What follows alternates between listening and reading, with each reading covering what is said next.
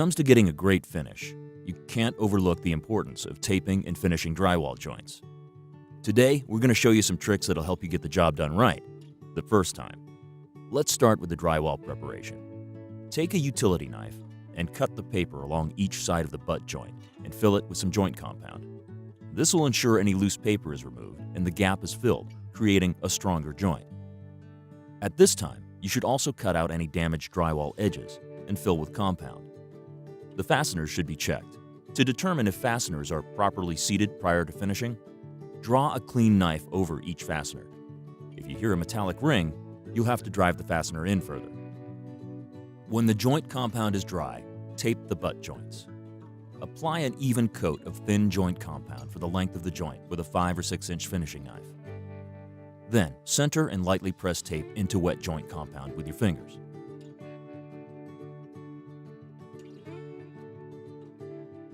Draw your knife firmly along the joint to tightly embed the tape.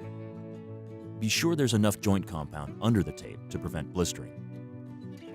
While embedding the tape, remove excess joint compound from the edge and apply a thin coat over the tape. The next step is to reinforce tapered joints, following the same procedure. Tape should overlap the tape applied to the butt joints. Here are a few tips. For best results, apply medium pressure and hold the knife at a 45-degree angle to the panel. To keep things neat, you should dip the knife sideways into the pan, so you load only half the width of the blade. Slightly thinning the compound with water will make the application easier. For 1 gallon of compound, add water in 2-ounce increments. Remix and test apply after each water addition until the desired consistency is reached. It's also important to keep the blade clean, especially free of any dried bits of compound, to avoid leaving scratches in the wet compound as you draw your knife over it. Clean the blade by drawing it over the edge of the pan. While embedding tape, draw the knife slowly along the length of the tape to provide an even distribution of joint compound. Don't worry about a few grooves or streaks in the joint compound, as they'll be covered in subsequent coats. Now, let's move on to the inside corners. Using your knife, apply a thin layer of joint compound on both sides of the corner. Extend the compound slightly beyond the area that'll be covered by tape. Fold the tape along the center crease and lightly press it into position with your fingers. Tightly embed the tape, as with other joints. Now, let's install the paper-faced metal bead. For this, you want to apply joint compound with a 5 or 6 inch knife onto both edges of the drywall. Place the corner bead over the compound and press in place with your fingers. With the knife, wipe the paper into the compound, drawing the knife slowly along the length of the tape to provide an even distribution of joint compound. Then, remove excess compound. Apply a thin coat over the tape. When it comes to applying joint compound to fasteners, you'll need to hold the blade almost flush with the panel, drawing the compound across the fastener head and the dimple surrounding it. Then, raise the knife blade to a more upright position and scrape off any excess compound with a second stroke at a right angle to the first stroke.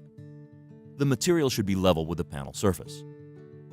Now that you're done with the first coat, let it dry overnight and come back the next day for the second coat, starting with flat joints and fasteners.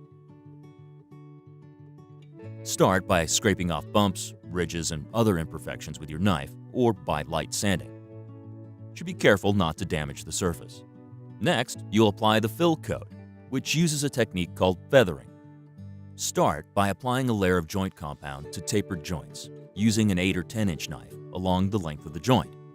Apply pressure to the knife edge farthest from the joint center and lift the other edge just slightly above the surface and draw your knife down the length of the joint.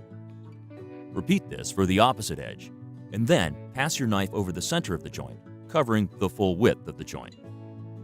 Additional passes are made to reduce bubbles and smooth the surface.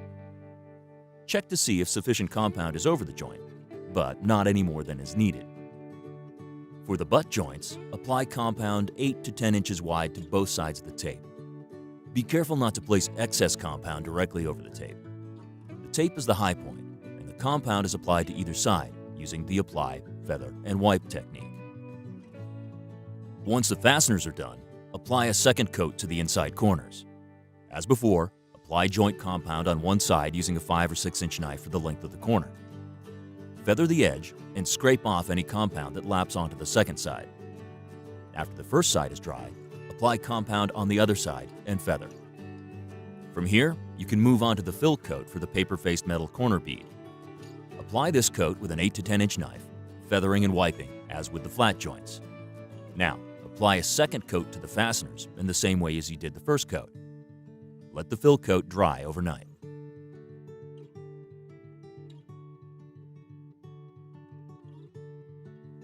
The finish coat starts with scraping off bumps, ridges, and other imperfections with your knife or by light sanding. You should be careful not to damage the surface. The finish coat starts again with flat joints first, then butt joints, followed by the corner beads and fasteners. Apply a thin finishing coat with a 10 or 12 inch knife to the flat joints and the corner beads, and use a 5 or 6 inch knife to the fastener heads and inside corners. Press the knife firmly so the joint compound fills depressions, but does not significantly add to the wall's thickness. Feather the edges at least 2 inches beyond fill coat. Here's a quick tip.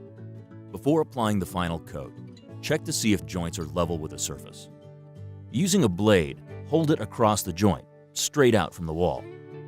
If it's hollow, additional coats may be necessary. If the blade can be rocked across the joint is crowned.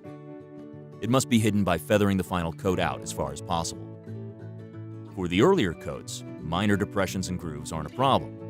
However, you can't leave any during the application of this final coat, or they'll mar the finished surface. Next, apply the final coat for the outside corners. Apply your finish coat with a 10 or 12 inch knife, feathering slightly beyond the fill coat. Generally speaking, drywall joints, fasteners, beads, and trims should be finished as smoothly as possible to minimize the need to sand. But even the best professionals usually have to do some light sanding. For tips on the best methods to sand joint compound, see our video on sanding joint compound. By following these simple tips and tricks for taping and finishing drywall joints, you're sure to get a smooth interior surface.